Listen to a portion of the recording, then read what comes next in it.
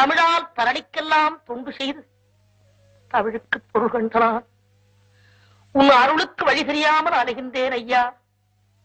அலையும் என் உள்ளத்துக்கு நீ ஆறுதல் கூறும் நன்னாள் என்னாலோ அறிகிறேனப்பா, அறிகிறேன். என்ன பாட்டி தனியா உட்கார்ந்துகிட்டு நீயே தானாவே பேசிக்கிட்டு இருக்க? பேசினேன், பாடினேன். பேசும் தமிழால் உலகுக்கெல்லாம் பெரும் தொண்டு செய்து விட்டேன்.